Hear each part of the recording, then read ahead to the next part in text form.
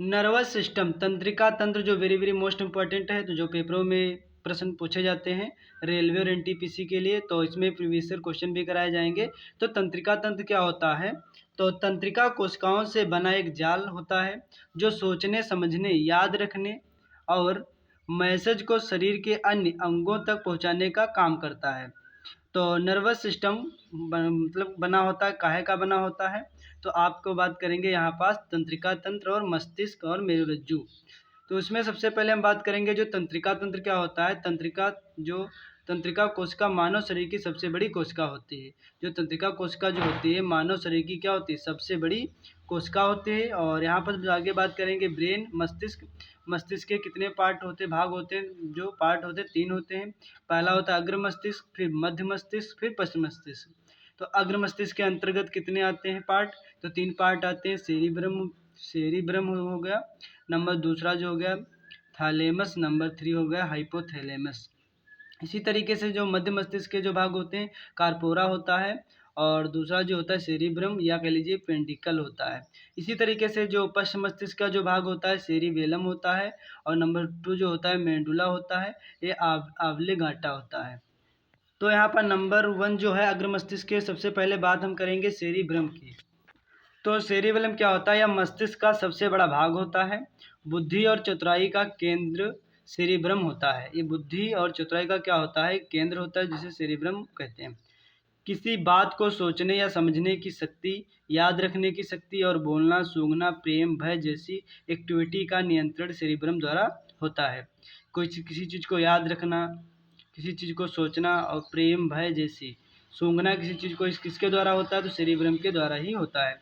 अब हम बात करेंगे थैलेमस की। तो इसमें क्या होता है? मस्तिष्क का यह भाग दर्द या कह लीजिए ठंड या गर्म को पहचानने में कार्य करता है, या ठंडा है एक वस्तु की गर्म है इसको पहचानने में थैलेमस ही काम करता है। उसके बाद बात हम करेंगे हाइपोथैलेमस की। हाइपोथैलेमस का कार्य क्या होता है? यह अंतःस्रावी ग्रंथियों से निकलने वाले हार्मोन पर नियंत्रण रखता है। क्या करता है? हार्मोन्स पर निकलने वाले हार्मोन्स का क्या करता? नियंत्रण करता है। यह भूख, प्यास, ताप पर नियंत्रण मस्तिष्क के इसी भाग द्वारा होता है। उसके बाद आ जाती है बात मध्य मस्तिष्क। तो मध्य मस्तिष्क में नंबर 1 जो पढ़ना है हमें कार्पोरा और क्वाड्रिजेमिना। कार्पोरा और क्वाड्रिजेमिना में क्या होता है? यह मस्तिष्क का यह भाग देखने, सुनने की शक्ति को नियंत्रित करता है। देखने या सुनने की शक्ति को क्या करता है? नियंत्रित करता है। कौन करता है? तो कार्पोरा क्वाड्रिजेमिना करता है। ये मध्य मस्तिष्क में होता है। इसमें बात करेंगे सेरिबेलम की। तो सेरिबेलम में क्या होता है? ब्रेन। मस्तिष्क के इस भाग का मुख्य काम शरीर का संतुलन बनाए रखना होता है। ये क्या करता है? शरीर का संतुलन बनाए रखना कार्य करता है। तो सेरिबेलम का कार्य क्या होता है? संतुलन को बनाए रखना ही होता है। इसी तरीके से बात हम करेंगे मेडुला ऑब्लांगेटा की। तो इसमें क्या होता है? यहाँ पर देख लेंगे। तो यह ब्रेन का सबसे पीछे वाला भाग होता है, जो मुख्य काम शरीर का संतुलन बनाए रखना होता है, या कह लीजिए नियंत्रण, श्वसन का नियंत्रण करना। इसी तरीके से बात करेंगे स्पिनल कार्ड की। तो यह क्या करता है? यह मस्तिष्क का वह भाग है जो बैकबोन तक फैला होता है। क्या होता है? बैकबोन तक फैला होता है। इसका मुख्य कार्य जो होता है रिफ्लेक्स एक्शन, परिवर्तित क्रिया का नियंत्रण करना होता है। क्या करना? रिफ्लेक्स मतलब परिवर्तित क्रिया को क्या करना? नियंत्रित करना। रिफ्लेक्स एक्शन का कार्य यही होता है। एग्जाम्पल जैसे हो गया आपके आंखों में कीड़ा गिरने पर आंख का खुद से बंद होना, या कह लीजिए आंख में कोई भी कीड़ा गिर जाते हैं नाइट के समय, तो क्या होता है? अपने आप आंख क्या हो जाती है? बंद हो जाना। तो ये जो बंद हो जाती है किसका कार्य होता है? तो स्पिनल कार्ड का ही कार्य होता है। इसी तरीके से हम इम्पॉर्टेंट जो पॉइंट बात करेंगे, ईईजी का प्रयोग जो होता है ब्रेन संबंधी बीमारी का पता लगाने में किया जाता है। तो ये जो हर बार पेपरों में आता है, ईईजी का जो प्रयोग है ये ब्रेन संबंधी बीमारी का पता लगाने में किया जाता है। जो रिफ्लेक्स एक्शन सबसे पहले किसने बताया था? तो मार्शल हॉल में पता लगाया गया था। कहाँ? तो मार्शल हॉल एक होता है, ये फैक्ट्रियों के तरीके से वहीं इसको पता लगाया गया था। इसी तरीके से ब्रेन का औसतन वजन कितना होता है? तो 1400 ग्राम होता है। तो ब्रेन का जो मस्तिष्क का जो कह लीजिए जो औसतन जो वजन होता है कितना होता है? 1400 ग्राम होता है। अब हम करेंगे प्रीवियस ईयर क्वेश्चन की बात। तो वेरी वेरी जो इम्पोर्टेंट जो प्रश्न किस तरीके से बनते हैं, तो ब्रेन मतलब मस्तिष्क के किस भाग में जो भूख लगने और भोजन से तृप्त करने का केंद्र स्थित होता है? तो कहाँ होता है? तो हाइपोथैलेमस में ही होता है। इसी तरीके से दूसरा जो प्रश्न है सेरेब्रम किससे संबंधित होता है? तो सेरेब्रम किससे संबंधित होता है? तो मस्तिष्क से संबंधित होता है। अगला प्रश्न है, मनुष्य के ब्रेन का सबसे बड़ा भाग है कौन सा है? तो प्रमस्तिष्क है। कौन सा है? प्रमस्तिष्क भाग है। मानव मस्तिष्क का भार होता है तो कितना? 1400 ग्राम होता है मानव मस्तिष्क का भार। रिफ्लेक्सिव एक्शन का नियंत्रण केंद्र कहाँ स्थित होता है? कहाँ पर? तो मेरुरज्जु में स्थित होता है। स्पाइनल कॉर्ड में स्थित होता है, मेरुरज्जु में। फिर बात आ जाती है प्रश्न नंबर 6 की, जो न्यूरॉन क्या है? न्यूरॉन क्या है? तो तंत्रिका तंत्र की आधारभूत इकाई है। न्यूरॉन क्या है? तो तंत्रिका तंत्र की आधारभूत इकाई है।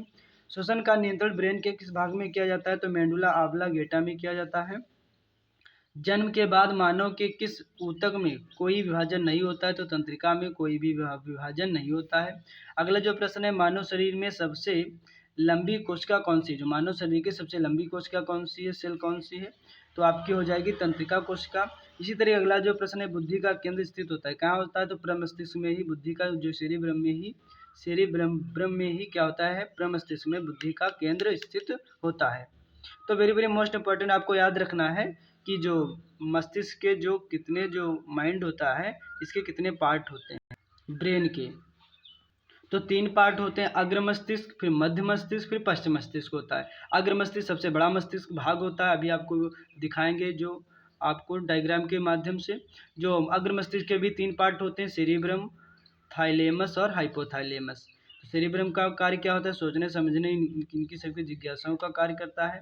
और इसी तरीके जो मध्य मस्तिष्क में कार्पोरा, सेरिब्रम, सेरिब्रल और आपका हो गया पेंडिकल, ये चीज़ आपको 2 याद रखने हैं।